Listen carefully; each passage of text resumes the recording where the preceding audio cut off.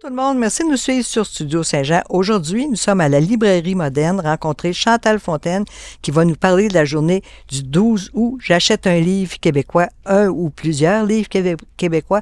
Elle va nous faire des suggestions. Ben le fun. Si vous voulez en savoir plus, suivez-nous.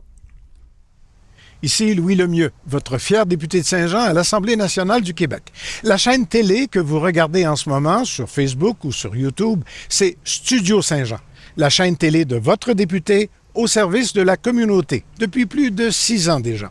Et c'est vraiment communautaire, dans la mesure où vous pouvez vous joindre à notre équipe d'animation bénévole ou vous pouvez nous suggérer des sujets d'entrevue ou des invités. C'est facile. Vous nous écrivez à production@studio-saint-jean.tv. Bon visionnement. Bonjour Chantal Fontaine. Bonjour, Madame Lucie. De la librairie moderne. Oui. Dis-moi donc, combien ça fait d'années que vous êtes établie ici? Ça va faire 45 ans le 13 août 2025, précisément.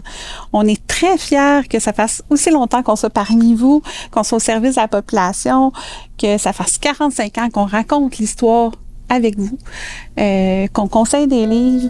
On est des vrais professionnels, autant du côté des livres que des jeux. Donc, franchement, on est bien, bien fiers de cet anniversaire-là. Puis, tout au long de l'année, il y aura des événements, des activités pour souligner tout ça. Je pense que notre grande fierté, c'est que vous êtes une librairie indépendante. Absolument. Je le dis souvent, indépendant et fier de l'être.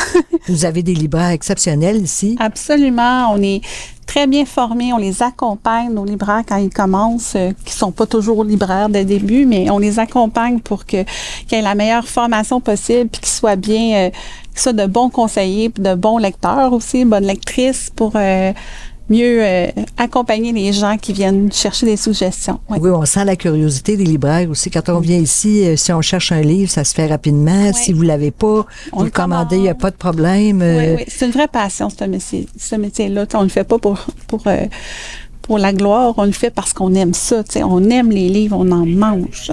Puis Chantal, justement, tu as des suggestions à nous faire pour J'achète mon livre québécois. Oui, le 12 août prochain, c'est la journée J'achète un livre québécois. C'est la 12e année. D'ailleurs, à l'occasion de cette journée-là, nous aurons 3 auteurs qui vont être parmi nous. Nous sommes exceptionnellement ouverts de 9 à 20 heures. Donc, de 10 à midi, on a l'autrice Anouk Maillot qui fait des albums jeunesse, la série Pauline chez Comme des Géants. Ensuite, on a de 13 à 16 heures, on a Christine Laramé qui fait de la romance. Donc, il y en a pour tous les goûts. Puis, en soirée, de 16h30 à 19h30, on a, et là, je rebondis, on a Yves Trottier, qui est un monsieur de Saint-Jean, son nouveau livre vient juste de paraître, Cher Monsieur Le Roquette. C'est son premier livre qu'il écrit pour les adultes. C'est publié chez Goélette. Normalement, il fait des livres pour ados. Dans celui-ci, là, je ne compterai pas de mensonges. Je ne l'ai pas lu. Je ne l'ai que feuilleté parce qu'il est vraiment arrivé cette semaine. Puis, j'ai pas eu l'occasion d'avoir un service de presse avant ça. Mais dans le fond, c'est une jeune fille qui veut jouer au hockey, qui veut toujours jouer au hockey. C'est vraiment sa mission dans la vie, mais elle ne peut pas parce qu'elle a eu un accident. Elle a un problème de santé avec sa hanche puis sa jambe. Elle ne peut pas faire de hockey. Et sa façon de passer à travers cette épreuve-là, de ne pas pouvoir faire ce qu'elle veut, c'est qu'elle écrit une lettre à Maurice Richard. Donc, elle écrit, dans le fond, le livre, c'est tout au long. Elle écrit une lettre à Maurice Richard. Donc, c'est plein de résilience, c'est plein d'adaptation, c'est plein de... C'est un livre pour adultes, mais c'est sûr qu'il y a une voix d'enfant là-dedans, d'une petite fille d'une dizaine d'années, je me rappelle pas, elle a 9 ans, c'est ça, puis ça se passe dans les années 80. Donc, je pense qu'il y en a vraiment quelque chose d'intéressant, tu sais, pour les personnes qui aiment le hockey ou qu'on n'aime pas le hockey. Je pense que c'est vraiment une belle curiosité. Puis, M. Trottier est très sympathique. Il écrit des livres jeunesse pour ados qui ont bien fonctionné, notamment Kilan. Et là, tout récemment, Nous sommes vivants, un livre un peu plus, deux livres plus horreur. Donc, ouais. Franchement. Ça nous parle de la résilience? Oui. On a besoin de la résilience. Oui. Donc, ça, c'est notre auteur qui va être là en soirée le 12, un monsieur de Saint-Jean. Ensuite, moi, j'arrive avec quelque chose d'un peu plus... une vieille affaire, si on veut. En fait, il vient juste de sortir en format poche. C'est Manicanétiche de Naomi Fontaine. Son petit dernier livre vient juste de paraître, qui est un livre, je pense, qui va être excellent, mais là, je l'ai pas lu non plus, puis j'ai pas eu l'occasion de le consulter, mais je trouve que celui-ci, c'est un bijou de lecture. Ça joue au théâtre aussi. Je pense même que c'est venu à Saint-Jean.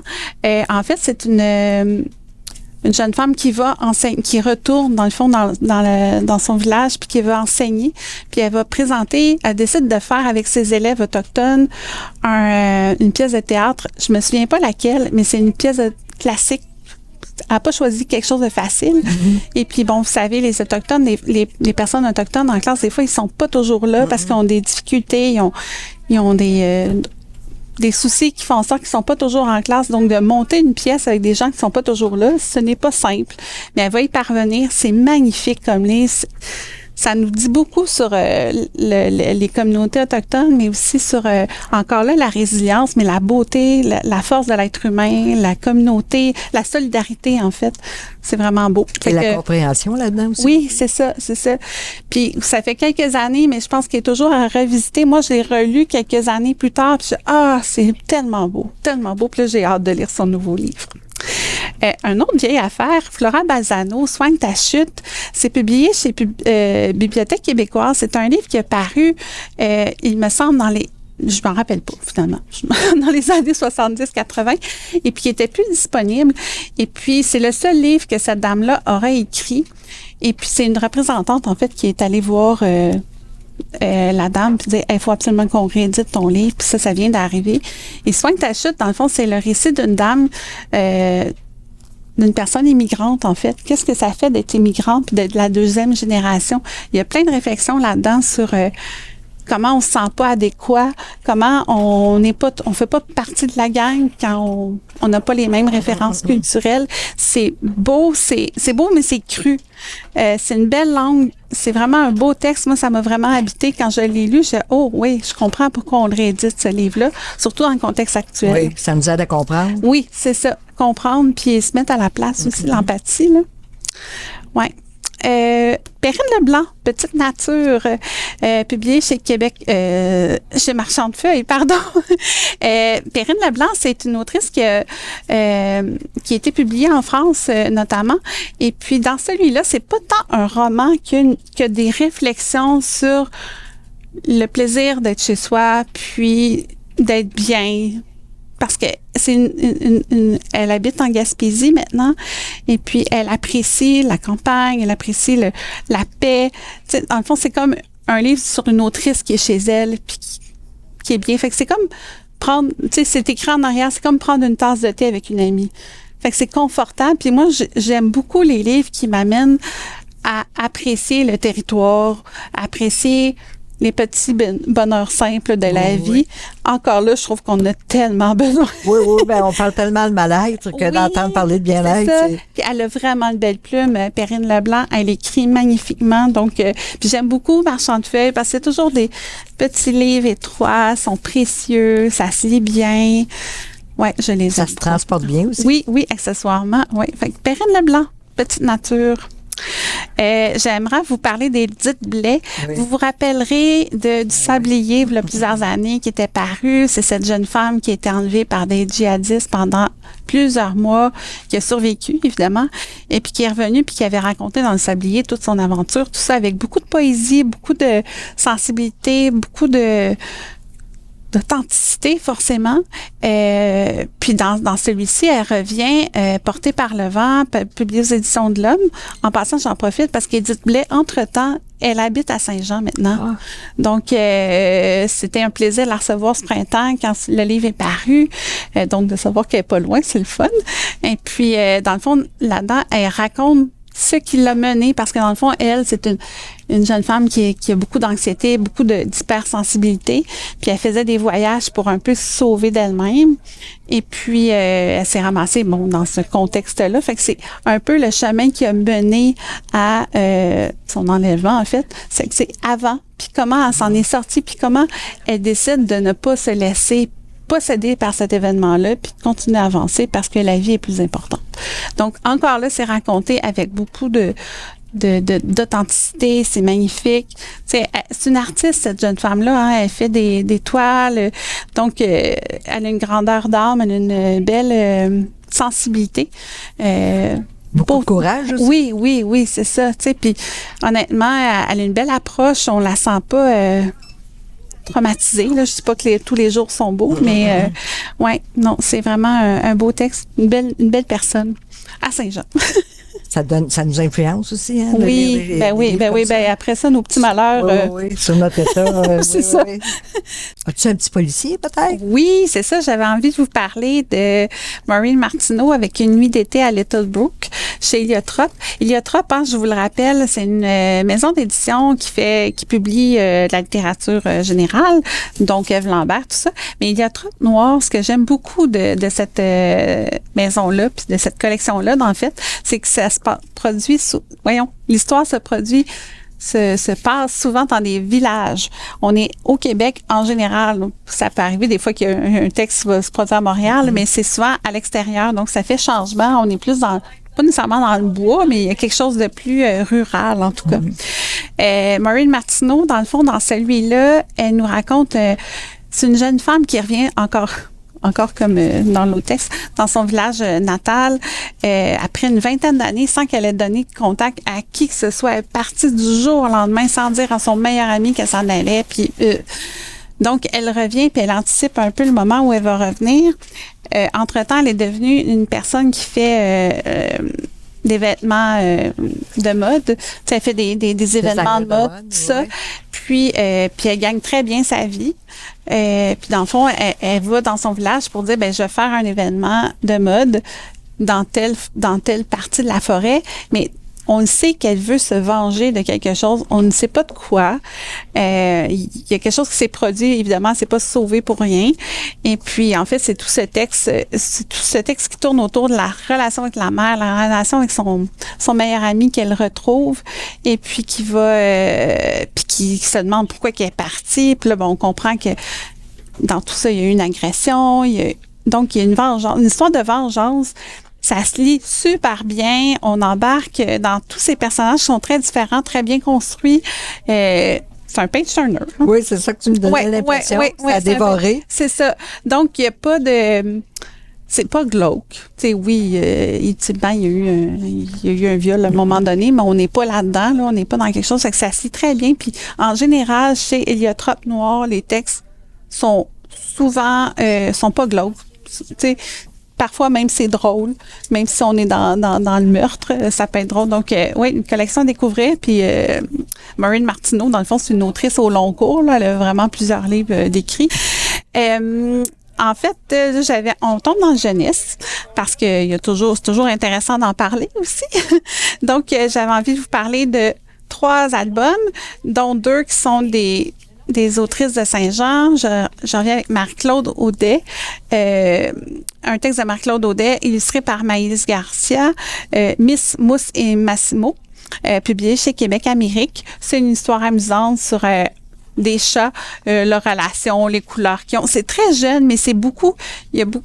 Quand un papa et une maman qui racontent une histoire à ses enfants, ça va être très drôle. Il y a beaucoup d'interactions à faire avec les enfants dans cette histoire-là. C'est bien raconté. L'illustration, c'est oui, c'est ça. Oui. Une belle histoire, drôle, rigolote. Marie-Claude Audet, comme j'ai dit, elle vient de Saint-Jean. Elle avait fait aussi pareil, ou presque, un livre sur, dans le fond, des enfants qui sont handicapés, qui ont des différences, mais pas que. Donc, beau texte drôle, rigolo, ça fait plaisir. Il est sorti ce printemps, ou cet hiver plutôt, mais bon. En fait, je vous présente maintenant L'Enfant Orchestre de Fanny Rainville, illustré par Élodie Duhamel, publié chez Fonfon. Fanny Rainville, je pense que depuis qu'on se rencontre, j'ai tout le temps un livre d'elle. Ça donne comme ça. Fanny Rainville, c'était son premier album. Dans le fond, elle raconte l'histoire d'Élisabeth qui entend plein d'instruments de musique dans sa vie, puis ça dérange, puis tu sais, elle vit très bien avec ça jusqu'à temps qu'elle commence à aller à l'école. Puis là, ça dérange un peu les autres. Mais en fait, c'est un livre sur le syndrome de la Tourette, de Gilles de la Tourette. Mais ce n'est jamais dit dans le livre. Donc, les instruments de musique qui font pouette, puis ci, puis ça, partout, c'est un peu le syndrome de Gilles de la Tourette. Donc, ça explique c'est comment vivre avec ça, puis comment on arrive... à se tailler une place malgré tout là-dedans. Puis, dans le fond, la fille de Fanny Rainville fait le syndrome de a ce souci-là. Donc, elle sait très bien de quoi elle parle. Donc, même si on fait pas ce syndrome-là puis qu'on n'en a pas dans notre famille, c'est quand même intéressant de voir cette histoire-là qui parle de différence puis comment on s'adapte puis comment on peut quand même grandir là-dedans. C'est impressionnant la façon de l'exprimer. Hein? Ah oui, c'est vraiment très bien. Puis moi, j'aime beaucoup le fait qu'on nomme pas la chose. C'est comme... Pas besoin d'étiquette. Oui, c'est ça. Tu peux l'adapter aussi selon la différence de l'enfant. Ouais, beau texte hein, aussi. Je termine par chère librairie. Évidemment, là, je me fais plaisir. Oui, c'est ce que je pensais. Le texte est d'une États-Unienne, c'est pas de sa faute, Emily Arrow, mais c'est illustré par Geneviève Godbout, qui est une de nos grandes illustratrices. Et puis, dans le fond, évidemment, vous aurez compris que c'est un hommage à la librairie, un hommage à une jeune petite fille qui va rentrer en librairie puis qui va trouver le bonheur. Tous les trésors possibles. Donc, c'est magnifique. Beaucoup de lumière. Oui, c'est ça. C'est magnifique. Puis bon, ben le 12 août, hein? Oui. c'est le temps d'honorer la librairie, les livres et tout ça. Oui, d'ailleurs, on peut acheter plus qu'un livre. Oui, faites-vous plaisir. Faites-vous plaisir. De toute façon, le 12 août, c'est à l'année. Mais le 12 août, c'est un bon moment pour le faire. Donc, oui, c'était mes suggestions pour ce 12 août. Évidemment, on sera là toute la journée jusqu'à 20h, comme j'ai dit, pour vous proposer plein de choses. Il y a du livre québécois, il y en a à toutes les sauces. Puis, vous avez des auteurs également, 3 auteurs qui oui, avec grand plaisir. Merci beaucoup, puis ça nous donne une bonne idée de ce que va être la fin de notre été. Ah, ça fait plaisir. Bonne lecture à tout le monde. Merci beaucoup. Merci. Merci tout le monde, merci. Puis surtout, n'oubliez pas de venir à la librairie moderne le 12 août puis rencontrer tous ces gens merveilleux. Ici, Lucie Crevier pour Studio Saint-Jean.